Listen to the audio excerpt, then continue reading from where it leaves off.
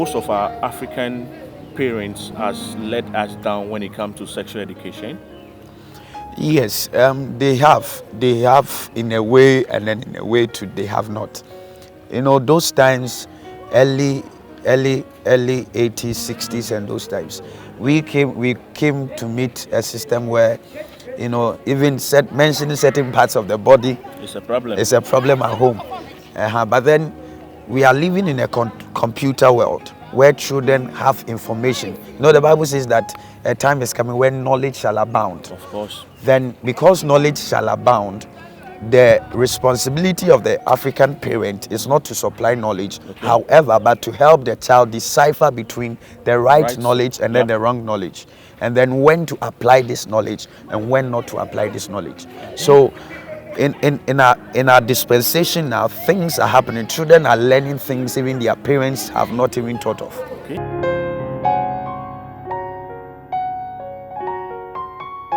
So hello guys, yes, once again my name is Nia aka Ganyobi. Yes, welcome to my channel. Thank you so much for clicking on this video. As you've seen the topic, we want to dive into this issue and see and connect it to parents, whether parents have failed in teaching their children sexual education. We also try and channel it to the church and see the role the church has to play when it comes to issues like this. But today I have with me one fine gentleman, my lovely brother, a fine gentleman, as you can see, without me wasting much of your time. But please, if this is your first time on my channel, I would like you to subscribe to the channel, click on the bell button so that anytime I post a video, you get a notification. I have so many videos on my channel which talks about Ghana. So please, welcome to my channel, Francis. Thank you. How are you doing? I'm fine, my God. It's been so great having you on my channel. Thank you. And I think I'm so blessed. Oh, it's an honor. We thank God. We thank God. Great. So, can you just introduce yourself to my people, my lovely people out there? All right. To be concise and precise, Apostle FMD Kenwood, the founder and president of Theodidactus Network International, a non-denominational Christian organization which seeks to help individuals identify their purpose and then live that purpose. We want to call back the church and then the world to God's original intent for creating man. Because a lot of things are happening in our world. People don't really know who they are. Men are confused about who they are. Women are confused about the agenda and all those things. So what is the actual purpose? Why God created humanity? And we want to call the world and then the church back to those things so that we can actually fulfill those things. Great. All right. Sorry, my people, you know, I normally don't talk about religion. There comes sometimes that there are certain things that call for you to stand out and say and show people where you belong to and who you are. So today I intentionally decided to do this video just for you. I know many of you might not like it, but I know someone out there, this video might help you. And thank you so much for clicking. But I'll urge you to stay tuned because we have so much he's going to pour. And I know by the end of the day, you learn something. So, Francis, just recently we had this news of our educational system now introducing comprehensive sex education into the system. But before we start with the topic itself, what do you think? Do you think sex education is good for African children especially? Yes, I think sex education is very, very important. Because it has to do with the individual, understanding your body, understanding the opposite sex, and then how to go about it. Because I believe that when you don't understand a subject matter, you are liable to become a victim. So understanding constitutes to stand out. So we need understanding in these areas. However, who and how it is taught matters very, very well. And then at what age and at what level should the child be introduced to these subjects? I think it's very, very important. Good, great. I like that. And do you think, let me say, most of our African parents has let us down when it comes to sexual education? Yes, they have. They have in a way, and then in a way too, they have not. You know, those times, early 80s, 60s, and those times, we came to meet a system where, you know, even mentioning certain parts of the body It's a problem. is a problem at home. But then we are living in a computer world where children have information. You know, the Bible says that a time is coming when knowledge shall abound. Of course. Then, because knowledge shall abound, the responsibility of the African parent is not to supply knowledge, however, but to help the child decipher between the right knowledge and then the wrong knowledge, and then when to apply this knowledge and when not to apply this knowledge. So in our dispensation now, things are happening. Children are learning things even their parents have not even thought of. Okay. So I think that those times, they in their bid to preserve the child, did not introduce the child to certain things. They did not sit the child down to teach them certain things. But those things and those systems cannot be applicable in the 21st century, because in the 21st century, knowledge has abound. So the parent has to understand that whether you teach your child or not, your child is some way, somehow going to find out. Of course. And when they find out, you are not there to help them to decipher between the right knowledge and then the wrong knowledge. And your child become a victim because you have not helped your child to. This is so interesting. Yeah. You see, I told you he has more to pour out for us to know. But do you think it's really important for the parents? Let me categorize it as in the African parents. Is it necessary for them to start now at the early stage to teach their children about sex? Yes, it's very, very important.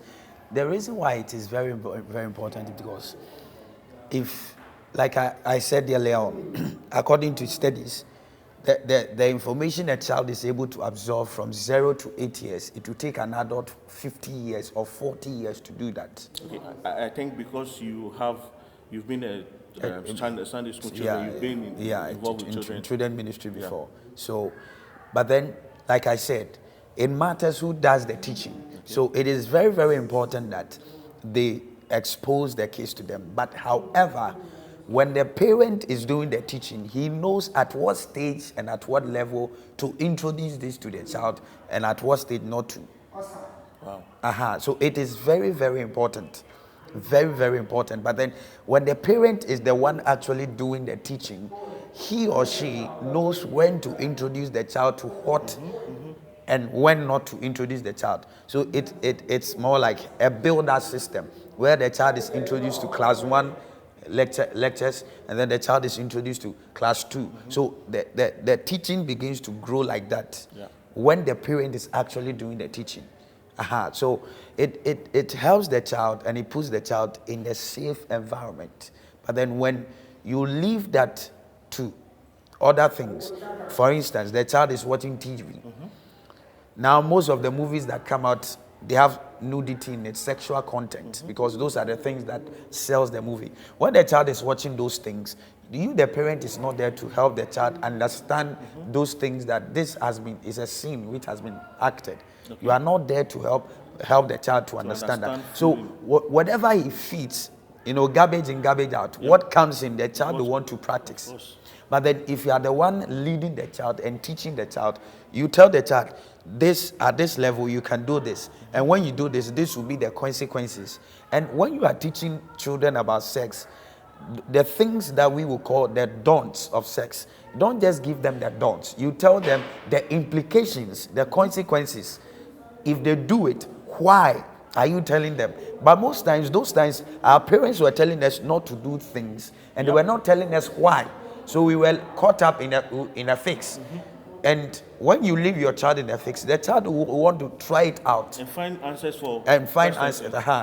No, we say that experience is the best teacher, but then I personally believe that you have experienced the things as a parent. Your curiosity has led you to certain things which you wouldn't want your child to go through. So be transparent with the child. Sit down with the child. As you are teaching the child, you are opening up some of these things and then the implications in your using your own personal life and telling the child that you don't have enough years for you to experience these things before you pick a lessons out of them. The wise child is the one who can look at people's life and then pick lessons from them. So their lives, the lessons you pick from them gives you an upper hand in life. Wow. So back to them, before we come there, back to the main question. This CSE that is being introduced in education, do you think we are ready? Ghana is ready for it, or Africa is ready for that? Ghana is not ready for it. Africa is not ready for it. We, to be blank, we are not even there, like 20% or 10% ready for some of these things, because the kind of training we are giving to our kids, you know, like the Bible says that train up a child in the way he should go. Yeah. But usually what I see the African parents do is that they are living with their children, but they are not training them. They provide their food, they provide their basic but giving them training, because training has to do with intentionally training the child, making sure that the child is following a particular system and procedure. But then the African parent is not doing that, and the Ghanaian parent is not doing that. We are actually living to your children. Let me give you an instance. Let me narrow it down to a Ghanaian parent. Okay.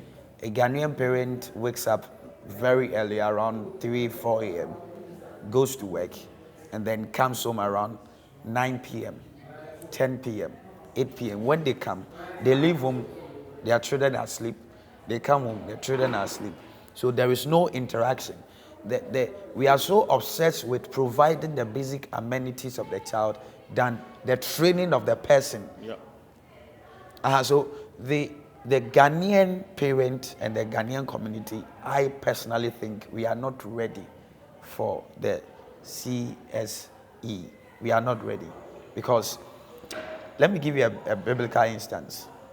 When Meshach, Shadrach, Abednego, and Daniel, when they were caught up into exile in slavery, Babylon introduced an educational system, and I think that is what we are seeing now. Babylon, the educational system Babylon introduced, that is what the CS is also doing. They are pursuing the same agenda.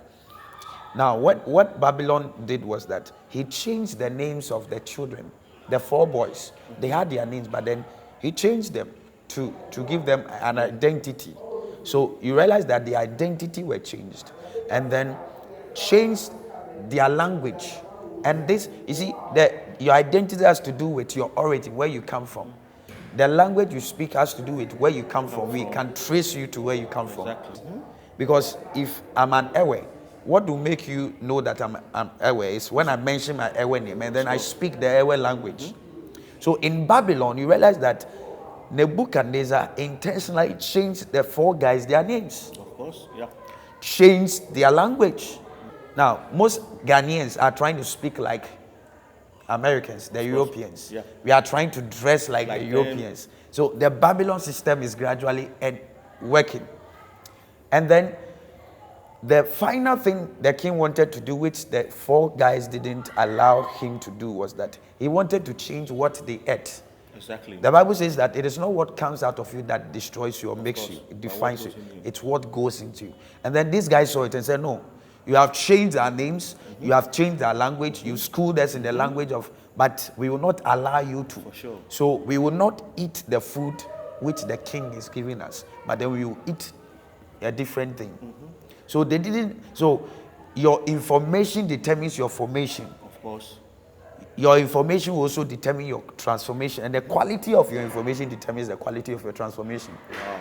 So these Hebrew boys realized that no, the king is pursuing an agenda, so we will not allow those things to enter us.